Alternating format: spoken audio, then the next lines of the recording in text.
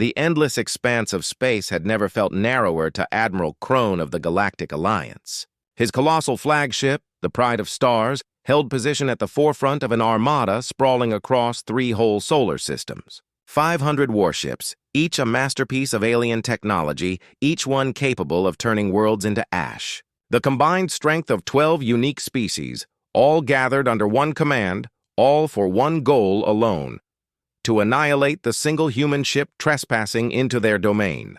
Crone's 4 eyes locked on the tactical display with rising unease. The human vessel was unlike anything in their archives. Their own ships were sleek, elegant things, shaped by millennia of interstellar tradition. Yet this human craft looked brutal, almost barbaric. A massive block of dark metal, its surface bristling with weapons and jagged towers, no curves, no grace, only raw utility. The scanner readings defied logic as well. The mass readings shifted wildly, as if the ship itself warped physical laws around its frame. "Admiral, the human vessel is hailing us," reported Lieutenant Vax at communications, his tendrils quivering slightly from unease. "On screen," Crone commanded, rising to his full towering height.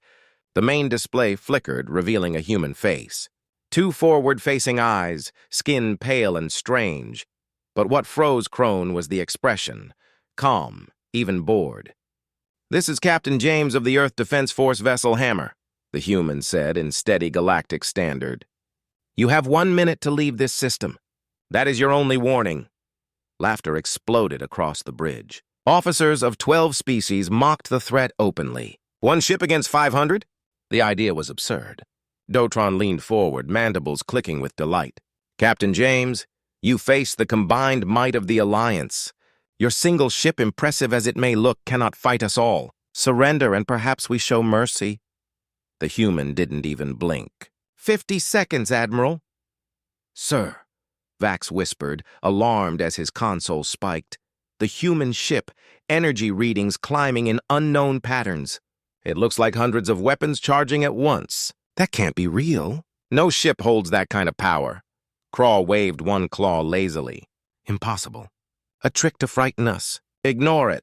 30 seconds, James said flatly. The tactical officer, a tall reptilian called Commander Rex, lurched upright. "Admiral, gravitational anomalies detected. Multiple points forming. They're creating singularities." "That technology doesn't exist," Crone snapped. "It would need the energy of a star." 20 seconds. Warning sirens screamed across the flagship's bridge. Every station spat out impossible readings. The human vessel's hull now radiated a field that twisted space itself, scattering targeting sensors. Even worse, the ship was deploying something. Thousands of small objects emerged, spreading outward in a flawless sphere. "Those aren't debris," Rex shouted, voice cracking. They're drones. Each one's output equals a capital ship's primary gun." 10 seconds, the human captain announced, and for the first time Crone thought he saw it in those alien eyes. Not anger, not fear, something far more terrible. Pity. "All ships, prepare for battle," Crone roared into fleet command channels. "Lock that vessel. Fire on my order. 5 seconds. Space around the human craft began to ripple and distort, the air itself seeming to bend. "Fire!" Crone bellowed. 500 ships unleashed hell at once. Energy lances, missiles, kinetic rounds, thousands converging on the lone target. "Time's up," Captain James murmured softly. Dot. Then reality broke. The Alliance's entire opening salvo simply vanished. Not blocked, not deflected. Every projectile, beam, and missile winked out the instant it touched the distortion field cloaking the human ship, like they had fired into a singular black hole that devoured existence itself. Crone stood frozen, 4 eyes wide with disbelief. 3 centuries of war across dozens of species, and nothing had prepared him for this. Tactical readouts confirmed the unthinkable. Enough firepower to shatter a moon simply erased without the humans even firing back. "Analysis," Crone barked. Rex worked his console frantically, scales pale with shock. "Dimensional displacement, sir." "Their barrier dumps all incoming energy into subspace. Our weapons aren't destroyed. They're gone. Power readings. Admiral, they just surpassed our entire fleet's output tenfold." Before Crone could speak, the human ship moved at last. Thousands of drones ignited in blinding white light.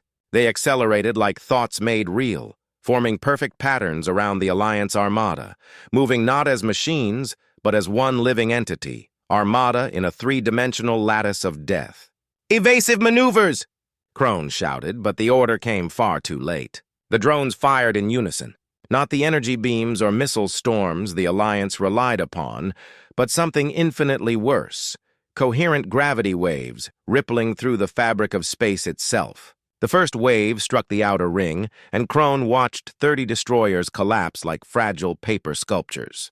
Hulls folded inward instantly, structural integrity erased, entire crews dead before they even understood they were under attack. "Shields do nothing!" a voice screamed over fleet comms. The gravitational forces ignored them entirely.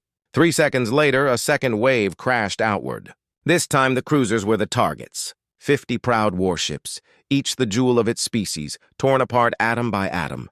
Metal shrieked as gravity ripped ships in opposite directions at once. The fortunate died instantly when their cores detonated. The unlucky endured seconds of living hell while their vessels came apart around them. On the main display, Captain James returned, his expression utterly calm. "Admiral Crone, end this now. Withdraw your forces." Crone's pride battled his survival instinct. 3 centuries of Alliance doctrine, of supremacy and power, disintegrated against this terrifying reality. Yet he commanded the lives of thousands. "All ships target the drones," he ordered desperately. "If we can bring them down—" The third wave cut him off. This time the humans showed something new. Gravity not as a weapon, but as transport. Wormholes blossomed across the battlefield.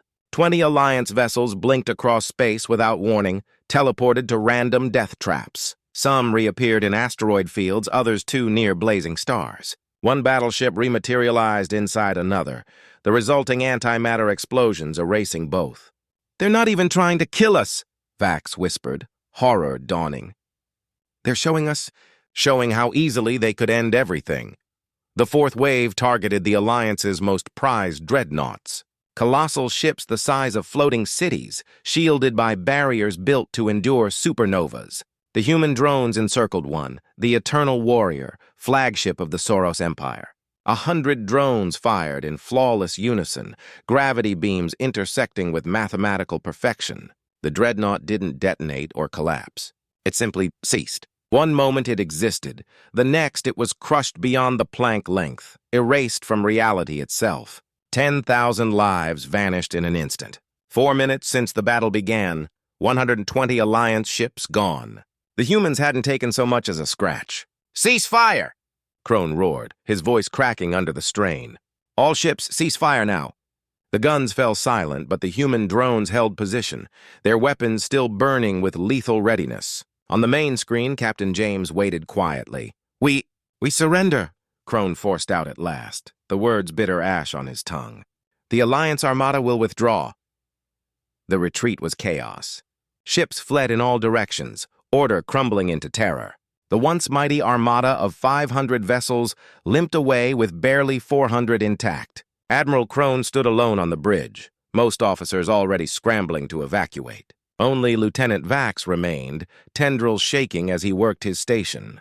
"Admiral," Vax said softly, "the human ship requests permission to board."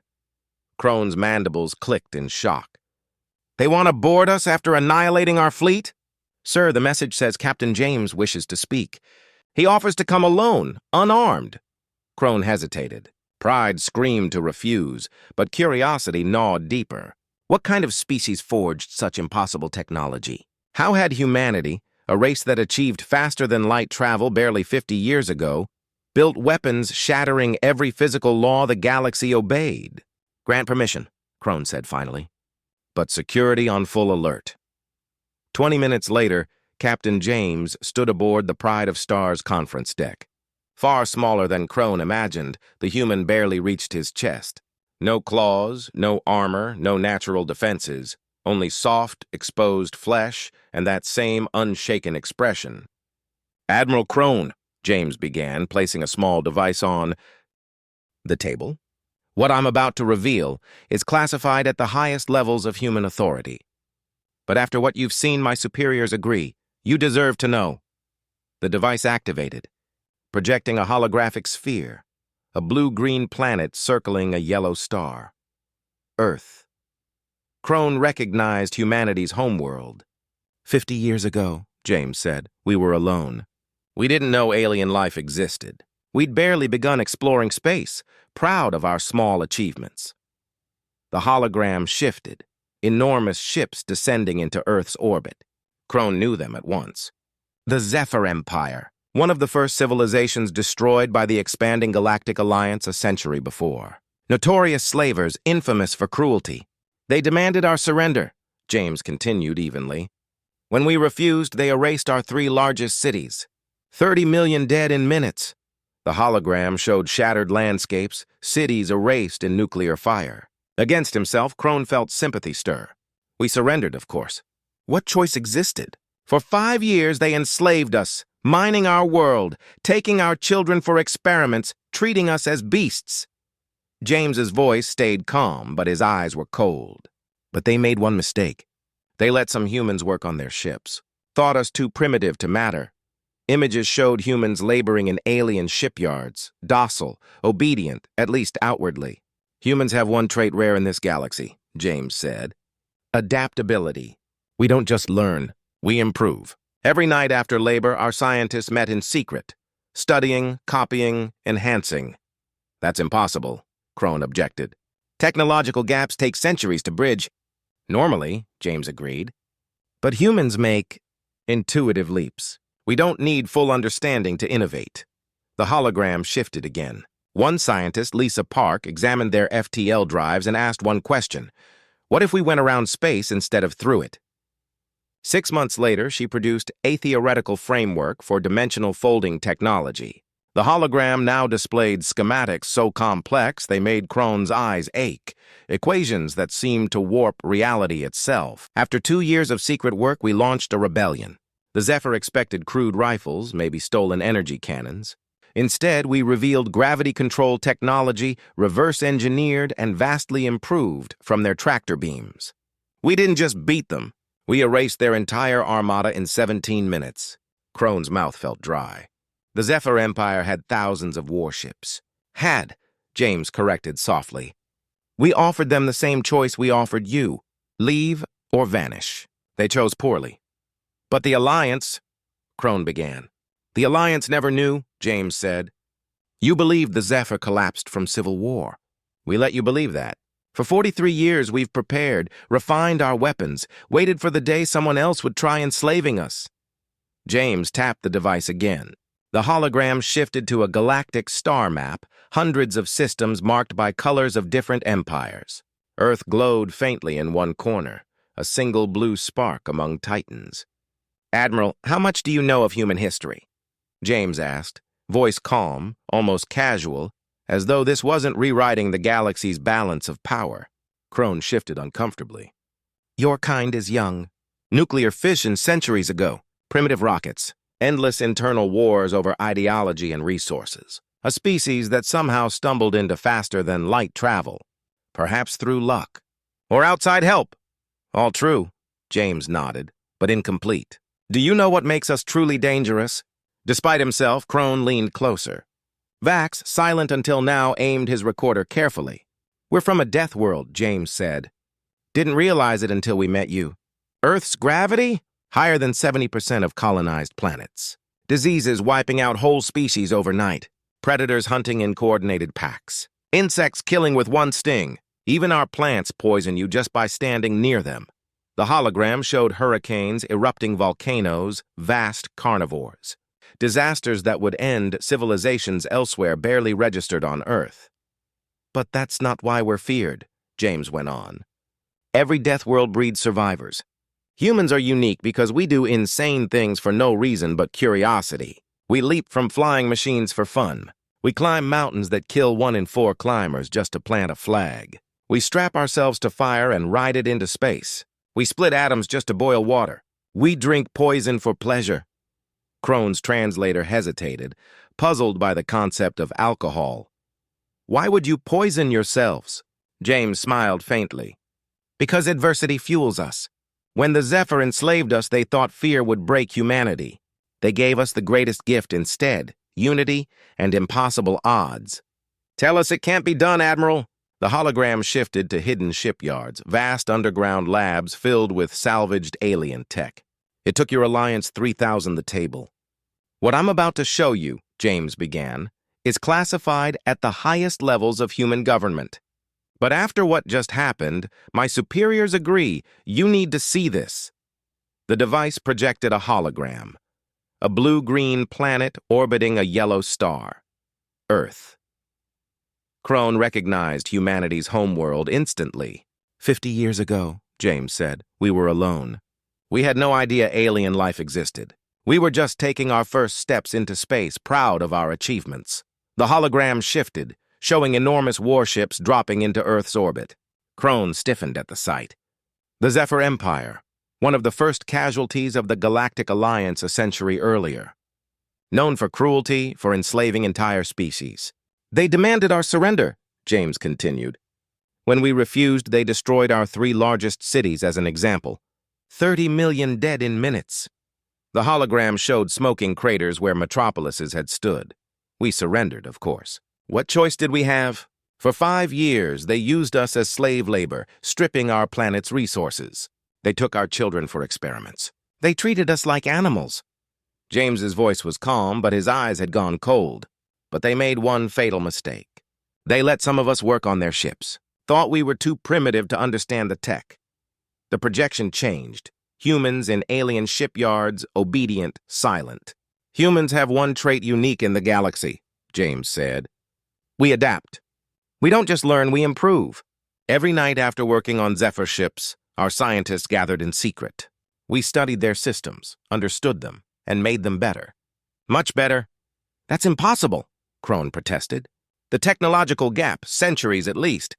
"Yes," James interrupted. "But humans have intuitive leaps. We don't always need to know why something works to make it work better." One scientist, Lisa Park, studied their faster-than-light drives and asked a simple question. What if we went around space instead of through it? 6 months later, she had designed a